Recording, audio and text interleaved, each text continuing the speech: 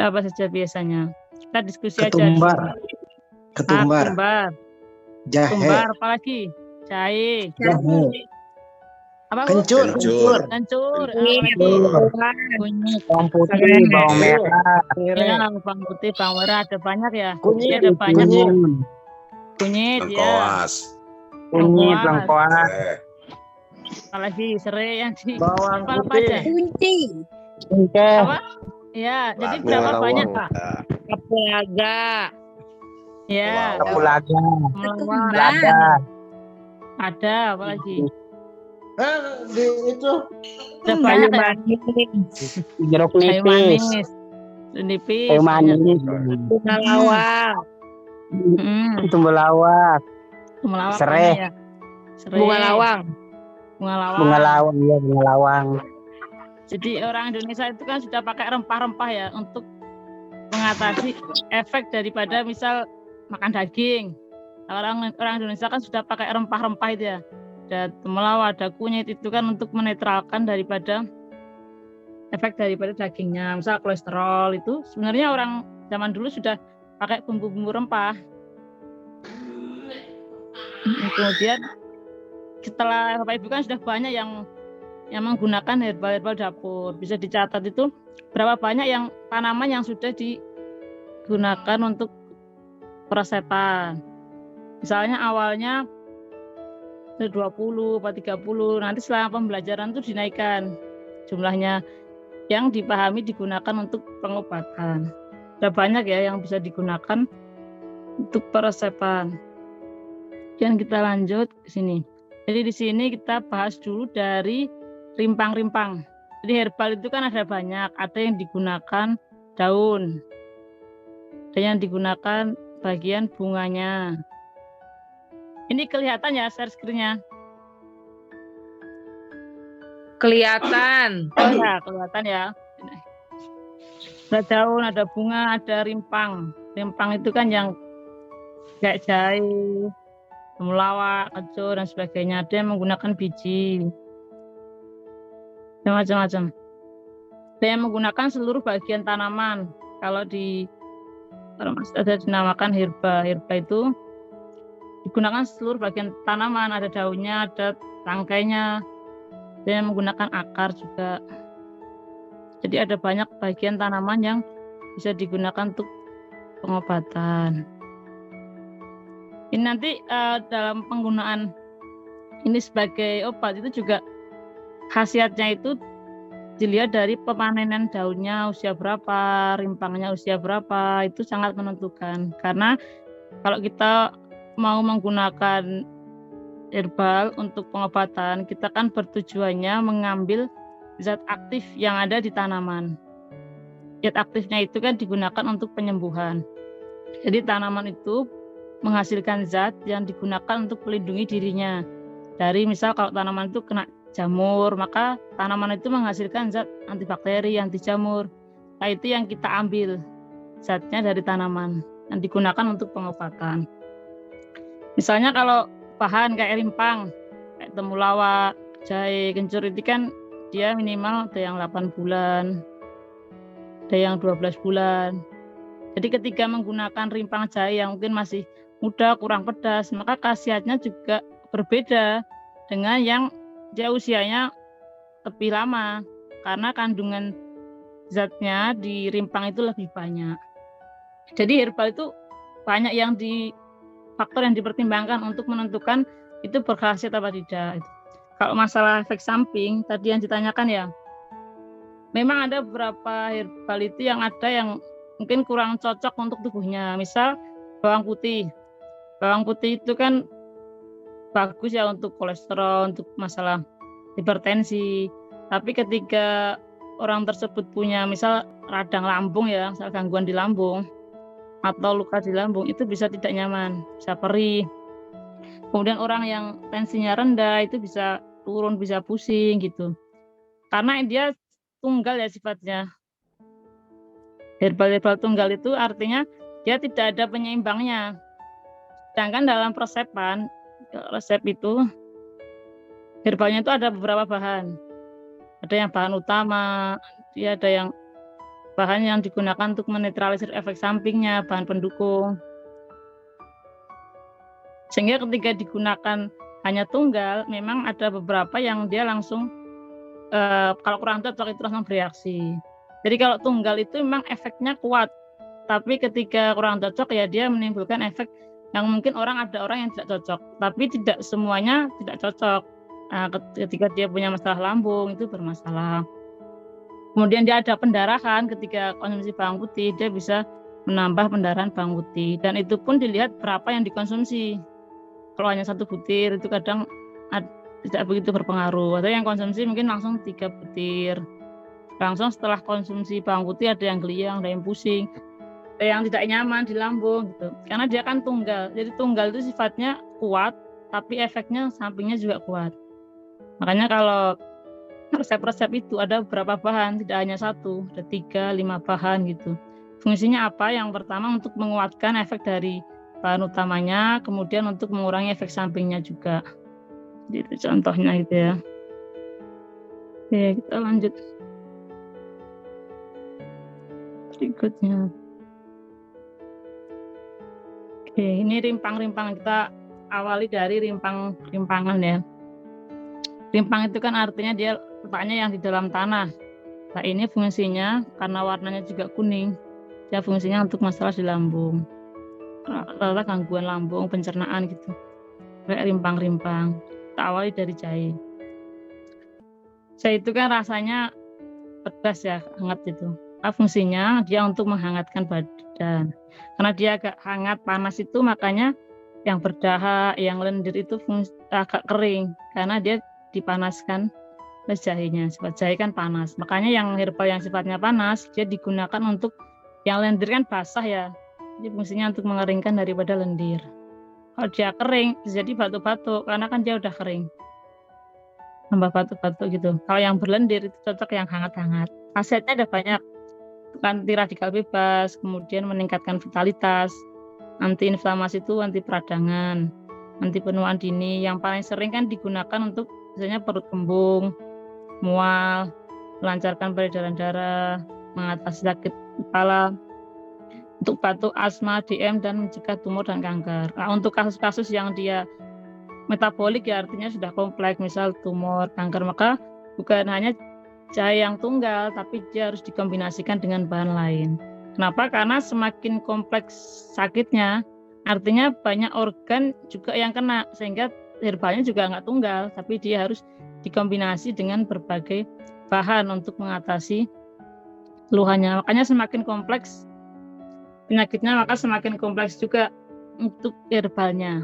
Tapi kalau sederhana, hanya perut kembung kasih jahe itu sudah membaik, mual dikasih jahe itu juga sudah membaik.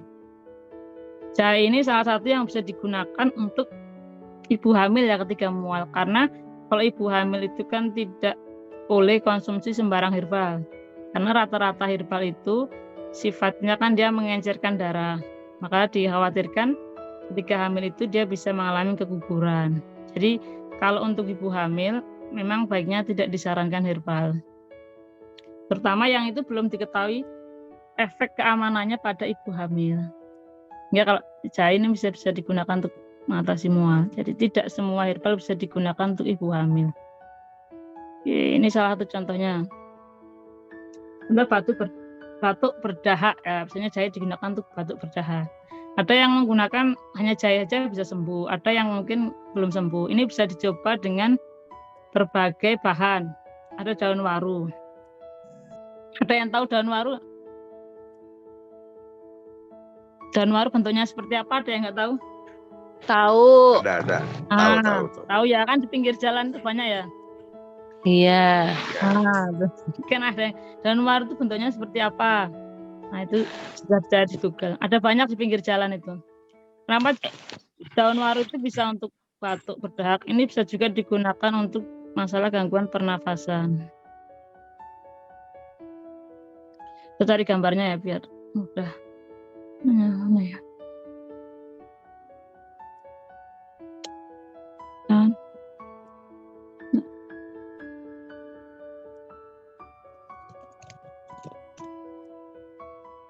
Nah, bentuknya kayak gini ya.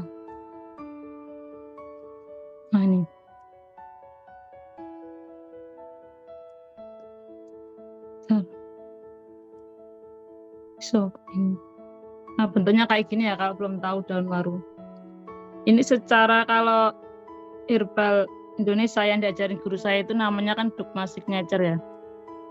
Jadi kalau orang zaman dulu itu kan mengetahui khasiat herbal itu kan nggak ada lab, dia nggak tahu kandungan khasiatnya itu untuk apa kan, dia nggak tahu kandungannya, belum ada lab, belum ada diteliti gitu. Dia melihat dari penampakannya itu. Dia melihat tanda-tandanya dari penampakannya. Misal daun waru bentuknya kan gini ya. Nah itu seperti bentuk paru-paru.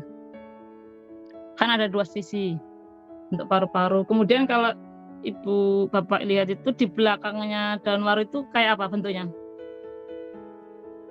Kayak berbulu ya. Ada yang pernah belum menyentuh daun waru yang belakangnya? Kan ada kayak bulu-bulunya. Iya. Ya, Nah, ya, ada itu- bulu halusnya. Nah, bulu-bulunya halus, itu mirip dengan ya silia di pernafasan. Makanya bisa digunakan untuk gangguan pernafasan. Terus kemudian kalau dikucek itu kan agak berlendir ya. Kayak ada minyak-minyaknya itu. Kalau coba aja dipraktekkan. Daun waru itu diambil terus dikucek itu kan kayak dia keluar kayak lendir itu. Dikasih air. Kayak lendir itu kan salah satu gangguan pernafasan kan lendir ya. Iya, iya. Nah, coba kalau ada daun waru coba bentuknya gimana, oh ini morfologinya gimana, kemudian kalau dikucek itu gimana, itu ternyata dia mengarah ke pernafasan. Hanya bisa digunakan untuk gangguan pernafasan, bisa batuk berdahak, bisa orang kena bronkitis, asma, salah satunya itu pakai daun waru yang berkhasiat. Nah, ini kan jarang ya orang menggunakan daun waru untuk pernafasan, biasanya ya pakainya jahe, kencur gitu. Nah dulu orang mengamatinya seperti itu sebenarnya. Jadi dia itu memimik atau analoginya itu seperti apa bentuknya. Nah itu kan seperti organ. Nah, dia digunakan untuk pernafasan, gangguan pernafasan. Itu namanya dogma signature. Bisa kayak buah pala. Buah pala itu kalau dilihat bentuknya kayak otak. Makanya buah pala itu digunakan untuk gangguan orang susah tidur gitu. Jadi belajarnya itu mudahnya gitu. Kemudian daun waru 5 lembar, kemudian ditambah jahe yang untuk pedas ya, tambah kencur, serai dan asam jawa. Oh ya kalau orang untuk rimpang ya, kelompok-kelompok rimpang kan ada kunyit, temulawak, yang kuning-kuning itu ya kurkumin. Kandungannya kan zatnya namanya kurkumin. Makanya kalau dalam persepan atau jamu di Indonesia itu kan dia biasanya ditambah dengan asam jawa. Makanya ditambah asam jawa. Kalau kandungannya biasanya kurkumin. Asam jawa itu manfaatnya yang pertama dia bisa untuk menetralkan efek samping, kemudian untuk mengatasi racun, kemudian juga bagus untuk pencernaan. Yang kebanyakan orang sakit itu kan awan dari pencernaan, itu bisa dikasih asam jawa. Nah untuk kombinasi dengan kurkumin, misal kunyit, temulawak itu untuk dia semakin menguatkan kandungan dari kurkuminnya. Karena misal kalau kita merebus atau kan bisa jadi berapa banyak itu yang masuk yang kita minum. Kan zatnya itu tidak larut air. Sehingga berapa banyak yang itu bisa kita ambil. Makanya beda-beda kan. Beda-beda orang konsumsi ini kok lebih ngefek, ini kok kurang berefek. Nah, itu ada banyak faktor. Salah satu bisa dari kandungan bahannya. Makanya kalau konsumsi rempang itu ditambah asam jawa. Kalau kurkumin kandungannya ditambah asam jawa untuk menstabilkan ini kurkuminnya, sehingga itu bisa zat aktifnya itu bisa banyak di tubuh hingga lebih berefek. Makanya ditambah asam jawa. Nah kalau jamu itu kan kunyit, asam ya. Nah ditambah asam ini untuk dia menstabilkan. Jadi ada beberapa. Kalau kencur buat asam, buat ini ya antibiotiknya ya. Gimana? Ya bisa. Kalau herbal itu kan banyak khasiatnya. Yang utama rata-rata rimpang kan untuk pencernaannya. Untuk pencernaan bisa, untuk kan antibiotik bisa. Jadi sifatnya kan menyeluruh. Tapi komposisinya itu biasanya ditambah asam jawa. Atau kalau prosepan itu ditambah kencur. Jadi dia untuk menetralkan efek sampingnya itu. Tambahnya kencur. Nah nanti kalau ramuan kasih tambah kencur, tambah asam jawa. Artinya biar gak timbul reaksi-reaksi yang tidak diinginkan. Nah ini dinetralkan dengan kencur. Gimana Pak? Dosis Asam jawanya untuk Dosisnya ini. batuk. Untuk Ya ini satu potong dadu. Oh, satu Ini botol. kan dikit aja. Kalau hancur satu ruas gitu. Standarnya gitu. Nah itu bisa ditambahkan itu. Oke, kita tambah serai, tambah asam jawa. Ya, biasa dipotong-potong, kemudian direbus 5 gelas sampai 2 gelas. Jadi ngerebusnya itu bukan dalam api yang besar ya. Itu bisa zatnya rusak. Jadi apinya sedang aja. Kalau sudah mendidih, agak dikecilkan, jadi apinya agak sedang. Karena kalau ininya terlalu panas, zatnya ini kan rusak oleh panas. Jika direbus dengan api yang besar, lama-lama yang ada sisanya aja ampasnya. Taman herbal untuk kebun herbal. Jadi semua jenis Gimana? herbal di sana. Gimana Pak? Sudah semua herbal Pak? Maaf. Ya, mana? Oh enggak, ada itu ya Pak. Mic-nya kebuka. Oh, mic-nya kebuka sendiri, maaf. Ya, itu salah satunya direbus ya. Tapi ada beberapa sebenarnya rimpang itu kalau dari penelitian itu yang paling bagus sebenarnya dia diparut terus diperas. Tapi direbus ya boleh.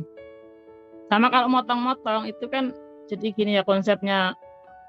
Kalau dalam farmasi itu kan dia mengambil zat aktifnya ya. Jadi zat aktifnya itu kan tersimpan di sel-sel di tanam herbalnya ya. Dia kan di sini, misal zatnya di sini. Berarti segar ya, Mbak Fitri? Ya, bagusnya. Tapi kalau nggak susah ya direbus. Makanya kalau segar itu efeknya lebih kuat biasanya. Oh, kalau misalnya yang kering, perlakuannya sama? Yang sudah dikeringkan, maaf. Sama direbus kalau kering kan.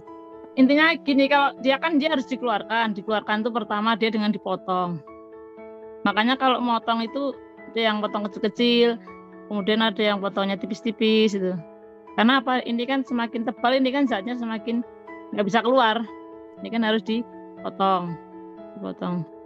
Ini kan misal gitu. gini. Nah, ini Dosisnya sendiri, Mbak Fitri, maaf, Gimana? kalau misalnya dosisnya sendiri kan kalau misalnya yang segar berarti misalnya jahenya cuma 1 rimpang. Nah, kalau misalnya yang sudah dikeringkan, apakah ditambah si jahenya nggak 1 rimpang misal gitu? Karena kan namanya sudah dikeringkan berarti zat aktifnya gimana tuh Mbak Fitri? Mohon Kalau penjelasannya. direbus sama pakainya Bu. Hanya kan di efektivitasnya. Ini dosisnya takutnya kelebihan. Oh iya. Coba dulu 1 rimpang, maksudnya dia samakan aja dengan ini. Kalau dikeringkan. Oke, siap. Gelasnya sama. Soalnya kan itu nggak bisa diprediksi loh kandungannya. Mungkin ketika prosesnya itu gimana, pengeringannya itu kan juga mempengaruhi. Tapi intinya sebenarnya ya semua bisa direbus ya bisa kalau mau direbus itu dipotong-potong yang kecil, jadi dia biar keluar gitu. Atau diparut. Kalau zaman dulu kalau ditumbuk itu ya, kalau zaman dulu itu kan untuk menghancurkan ininya biar keluar. Nah itu jahenya jahe merah apa jahe semua jahe? Bisa semua jahe, tapi kalau lebih panas kan jahe merah. Oke, siap. Nah, itu bisa. Ini dicoba nanti kan dirasakan. Soalnya ada yang beli jahe mungkin 1 rimpang, ada yang udah pedes banget. Tapi ada yang jahe ini 1 rimpang kok kurang pedes ya, tinggal ditambahin. Jadi dirasakan aja. Itu kan mulut itu kan ngerasa, ini kok berlebihan, nanti ditambahin itu. Jadi pertama kali perlindungannya kan di mulut. Ini kalau berlebihan ya bukan akan nolak. Ini terlalu pedes ini, nanti perutnya nggak nyaman. Nah diturunkan. Kasih apa-apaan lagi, kasih gula Jawa apa gitu. Jadi itu sebenarnya menyesuaikan tubuhnya. Kira-kira dosisnya ini tuh pas apa enggak itu dirasakan. Terlalu pedas dia diturunkan gitu. Beda-beda soalnya kalau jahenya itu. Ada yang terlalu pedas, ada yang biasa gitu. Ya, makasih. Contohnya, ya sama-sama Bu. Ya Umi bisa tanya Umi. Gimana? Untuk serai itu fungsinya buat apa ya Umi? Serai bisa untuk anti radang juga Pak, anti radang untuk pernafasan itu. Untuk menghangatkan itu kan juga sama. Ini kan menguatkan efek jahenya. Menguatkan efek jahe. Kalau kunyitnya? Kalau kunyitnya mana ya Pak? Kunyit antibiotik bisa Pak. Untuk perbaikan lambung, untuk antibakteri, untuk anti radang gitu. Ini kan biar efeknya lebih kuat, kemudian rasanya juga lebih enak. Kalau serai itu kan ada baunya lebih enak ya, aromatiknya. Nah itu. Kalau misalnya daun waru sama jahe mungkin nggak enak kalau diminum, apalagi nggak kerasa asem, itu kan nggak enak. Nah ini untuk menyesuaikan selain khasiatnya bertambah, tapi dia juga secara rasa jauh lebih enak gitu. Kemudian jahe bisa juga untuk alergi, kan dingin ya, hanya dihangatkan. Itu bisa dioleskan atau digosokkan pada bagian yang gatal. Masih daun sirih, minyak kayu putih sama jahe. Jadi jahe itu sifatnya untuk yang dingin-dingin. Jadi digunakan untuk dingin karena kan dia hangat sifatnya. Nah ini serai. Serai kan juga menghangatkan tubuh, mengobati masuk angin. Soalnya kadang kan orang batuk itu kan juga dia tidak hanya batuk, misal dia juga badannya dingin, perutnya tidak nyaman gitu. Makanya dikombinasi bahannya. Jadi satu resep itu sebenarnya bisa digunakan untuk yang lainnya. Oke, yang kedua ini serai ya, untuk masuk angin, kemudian menghangatkan tubuh sama meredakan radang tenggorokan, meredakan perut kembung, sama digunakan untuk radang sendi dan sakit gigi juga. Ini sifatnya anti radang. Berapa sama. lembar dosisnya? Ini Pak, sama. Dua jari Pak, satu batang ini? Itu batang Pak. Satu batang ya? 2 jari. Okay. Satu batang itu. Nanti dirasakan aja. Coba. Makanya digunakan untuk tubuh yang dingin. Nah orang batuk kan kadang dia habis dari kehujanan, badannya dingin, lah itu tambahkan hanya jahe, tapi serai juga tambahkan kencur. Nah tubuh dingin ini kan biasanya perutnya nggak nyaman ya, buat makan kan perutnya nggak nyaman, perutnya bermasalah misalnya makan, sehingga tidak nafsu makan. Gimana Pak? Umi mohon maaf, daun waru itu kan ada bulu, ada seperti berbulu ya bagian belakangnya itu kan. Saya pernah dapat ke penjelasan atau keterangan, katanya daun-daunan yang berbulu itu tidak baik untuk dikonsumsi. Atau benar atau tidak tuh ya? Kalau itu saya belum pernah dengar ya, tapi makanya itu dikombinasi dan saya resepkan itu ya nggak masalah pakai daun waru. Oh gitu ya. Harus dikombinasi ya. Ya ada bulunya. Karena agak panas jadi di tenggorokan. Ya jadi maksudnya yang pernah saya dapat kalau misalnya kangkung, bayam itu kan tidak berbulu ya. Nah, tapi kalau daun-daunan yang berbulu itu tidak boleh dimakan. Katanya ada efek yang kurang bagus lah, ada keracunan atau gimana gitu. Ini penjelasan yang pernah saya dapat dari ya pernah dapat lah gitu. Itu betul atau tidak ya? Kalau maaf ini Bapak ya. Yang pernah saya dengar, kalau yang berbulu itu bagus untuk deuterik, yaitu pengeluaran air seni. Kayak gitu, semakin halus semakin bagus. Itu yang pernah saya pelajari. Maaf kalau salah. Gimana tuh, Mi? Jadi saya jelaskan itu. Saya belum pernah dengar kalau yang itu. Siap. Tadi Umi siapa ya? Jangan. Bu siapa tadi yang bilang? Bu Eko dari Pemalang. Bu Eko Malang. Salam kenal Bu Eko. Iya sama-sama. Jadi kalau masalah kalau selama ini saya resepkan tuh nggak ada masalah. Tapi kalau pengalamannya dari yang Bapak dapat informasikan itu bermasalah, saya juga kurang tahu. Yang berbulu itu maksudnya berbulu yang contohnya tanaman seperti apa gitu. Kalau selama ini nggak ada masalah kalau hanya daun waru gitu. Nah itu perlu diperjelas lagi. Mungkin bisa ditanyakan lagi yang berbulu itu ya maksudnya yang gimana gitu. Jadi kan ya, kalau dingin, kategorinya nggak daun tertentu nggak. Tapi semua daun yang katanya semua daun yang berbulu itu tidak layak untuk dikonsumsi. Gitu, karena ya itulah ada efek samping. Ini makanya saya tanyakan ke Umi betul atau tidak gitu. Maaf Pak, berhubung dari pengalaman ya, kalau yang dari TCM sendiri mengatakan bahwa herbal yang berbulu itu sebenarnya tidak ada, beberapa yang memang mengandung racun tapi disinergikan dengan herbal yang lain. sehingga racunnya itu bisa dinetralisasikan dengan herbal yang lain. Kalau untuk racun memang ada, tapi dengan segi herbal yang lain itu mengurangi efek samping dari racun itu. Makanya di sisi lain walaupun herbal tersebut ada mengandung racun, tapi punya manfaat zat tersendiri untuk kebutuhan apa yang dibutuhkan tubuh itu sendiri. Mungkin begitu Om. Mohon maaf udah memotong materi terima kasih, lagi. Pak. Jadi memang kan tadi di awal dikatakan bahwa memang diambil zatnya tumbuhan yang itu untuk perlindungan diri.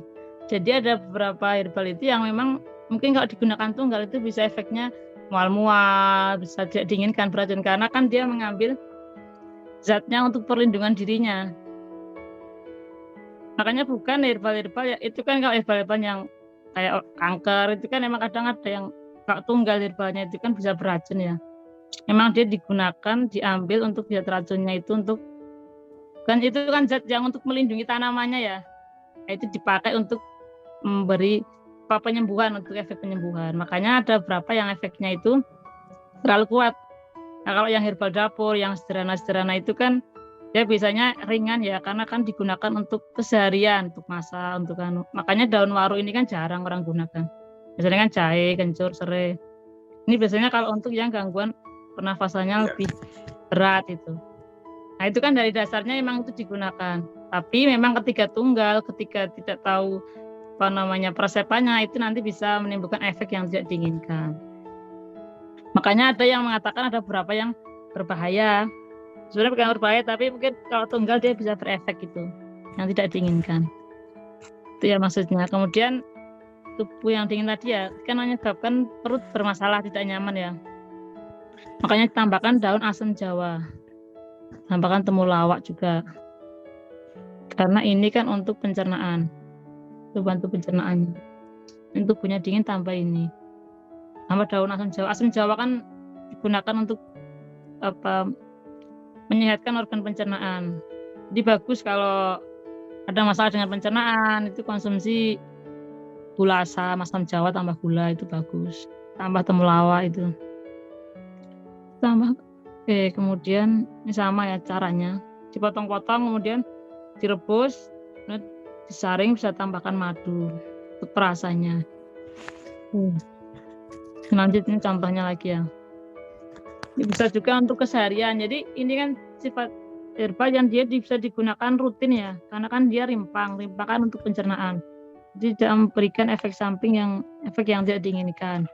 Karena dia kan kecuali kalau konsumsi yang herbal memang digunakan untuk penyakit yang berat. Misalnya orang sering konsumsi kalau untuk keladi tikus, temu putih yang dia digunakan untuk kanker, tumor itu.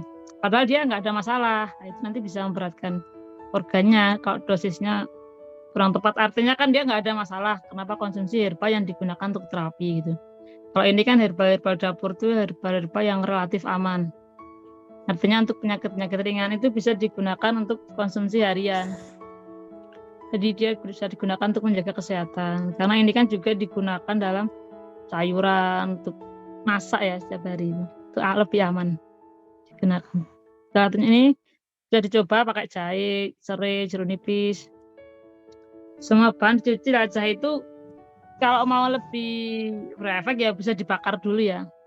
Kenapa kalau dipanaskan dulu jahenya dibakar? Kan biasanya kalau dibakar tuh aromanya lebih kuat ya, lebih enak karena dia kan ini diaktifkan melalui panas enzimnya. Jadi kandungannya itu dikuatkan melalui panas, dipanaskan. Dia lebih kuat.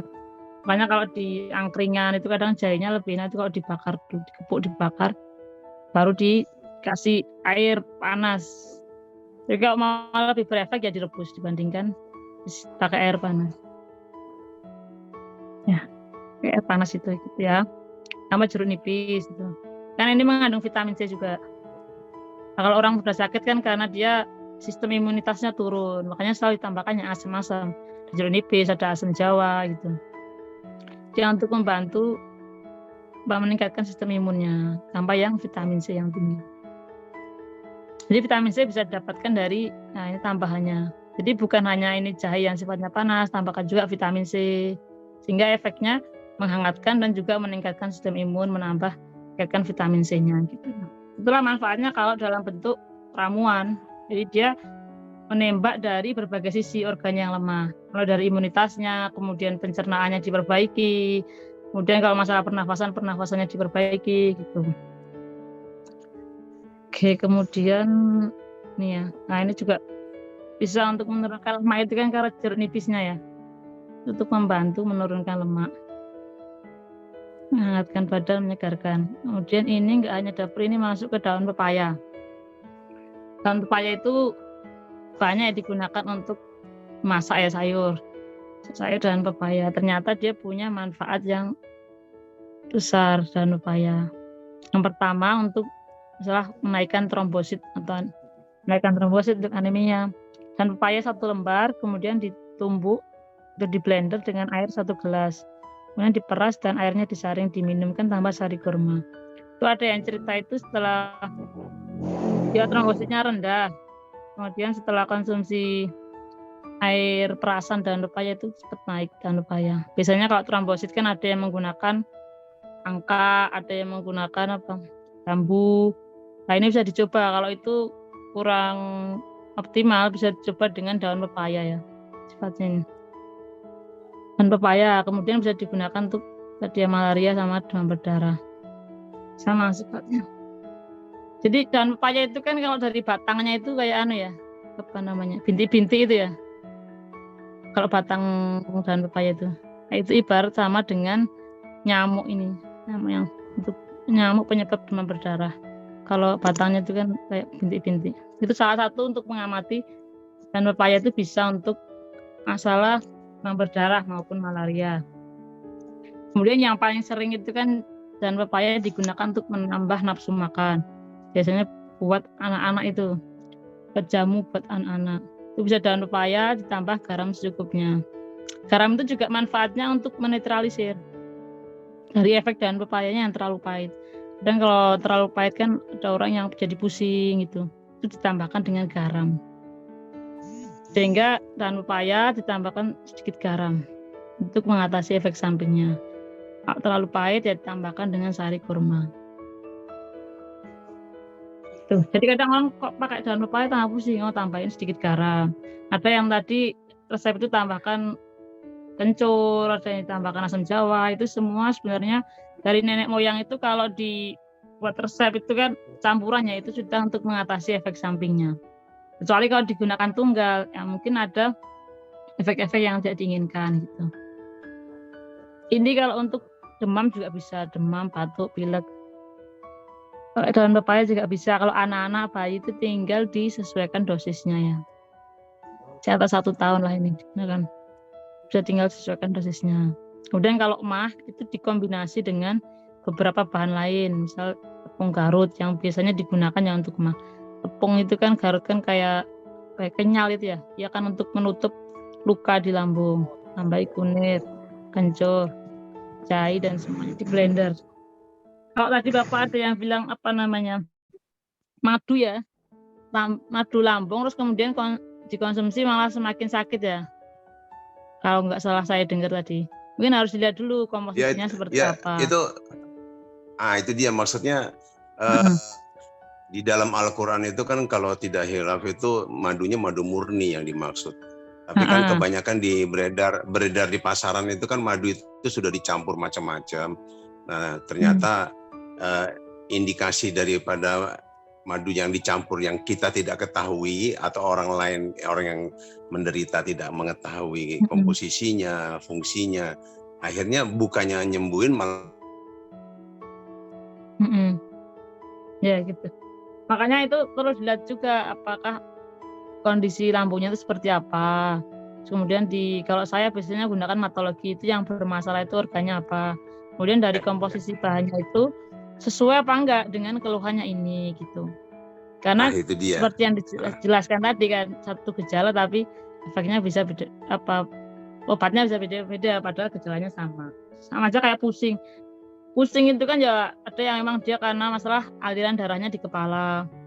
Ada yang pusingnya karena faktor lain, misal dia ada gangguan di lambung atau anemia atau macam-macam itu. Jadi ada banyak penyebabnya lah, itu kan biasanya dipelajari di hematologi. Kira-kira soalnya kita yang nggak tahu kalau hanya gejala. Kadang dokter pun ya harus data labnya gimana, kan kalau gejala itu ya mirip-mirip ya. Satu gejala aja mirip-mirip, sehingga ini memang penyebabnya apa gitu. Kalau saya biasanya gunakan dengan matologi. Jadi kalau ada yang mau ikut tuh bisa ikut kelasnya matologi.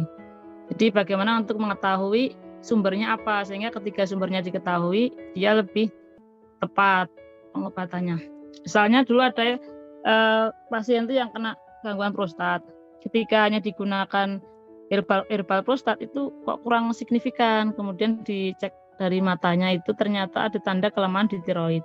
Makanya ketika dikombinasikan herbal prostat dengan herbal tiroid itu efeknya jauh lebih besar dibandingkan hanya prostat. Padahal kalau kita keluhannya tanya, ya ini hanya prostat herbalnya. Oh ternyata ada faktor lain. Misalnya juga ini kok jantungnya kok masalah gangguan jantungnya nggak sembuh-sembuh. Oh ternyata ada tanda emosional hati, ada kemarahan, ada dendam. Herbalnya ya bukan berarti herbalnya nggak bekerja, sudah bekerja, tapi karena penyebab yang lainnya itu nggak diatasi juga, ya akhirnya dia reversal, dia balik lagi gitu. Makanya yang utama itu sebenarnya obatnya itu kan sesuai ya, bukan obatnya yang salah, tapi apa sumbernya, diagnosanya pertama kali itu yang harus dicari. Nah, dia yang menentukan ini. Ada yang pakai diagnosa lidah, ada yang pakai diagnosa nadi, macam-macam. Ini kan tujuannya untuk mencari penyebab. Jadi kalau hanya mengikuti, oh ini khasiatnya, soalnya semuanya ya bisa, ini bisa untuk lambung, bisa ini gitu. Tapi tepatnya yang mana? Nah, itu harus tahu sumbernya dulu. Jadi bukan obatnya nggak berefek, hanya belum ketemu sumbernya aja, efeknya apa itu. Baru kalau itu udah tepat, ya tinggal cari obat yang tepat. Insya Allah jika Allah ridho, maka insya Allah bisa sembuh. Amin. Makanya 3 yang pertama sumbernya, kemudian dia sumber penyebabnya apa, kemudian solusinya herbal, kemudian emosinya. Yang ketiga itu keridhaan Allah, baru sembuh. Karena ya herbal, mau dikasih herbal bagus apapun obatnya, nah kalau belum untuk sembuh, ya belum sembuh bisa jadi itu. Jadi ada banyak faktor untuk penyembuhan, bukan herbal aja yang hebat, bukan ini obatnya yang hebat gitu. Tapi itu hanya jalan untuk kesembuhan. Jadi kalau nggak kurang berefek, oh ya bisa jadi coba cari yang lain, coba perbaiki emosinya, kemudian ibadahnya, itu mungkin baru kesembuhan. Kadang kalau orang ini herbalnya sudah bagus, tapi dia ini harus sembuh, pokoknya harus sembuh. Ketika dia berhasrat ingin cepat-cepat sembuh, kok malah nggak sembuh-sembuh, padahal diberikan ke orang lain itu sembuh, kok dia nggak sembuh. Ternyata dia hasrat segera sembuh gitu. Itu juga nggak jadi sembuh ketika dia ikhlas menerima sakit itu sebagai untuk menaikkan derajat imannya, sambil berusaha malah bisa sembuh gitu. Jadi ini kok dipakai orang lain, kalau baca testimoni itu, ini kok sembuh, dipakai orang lain kok ini sembuh banyak, tapi kok saya nggak sembuh ya. Nah itu kan, itu dilihat lagi apa aja faktor yang mempengaruhi kesembuhan. Nah itu nanti dibahas. Oh ini sembuhnya, ini bagian mana yang itu belum diobati. Tuh.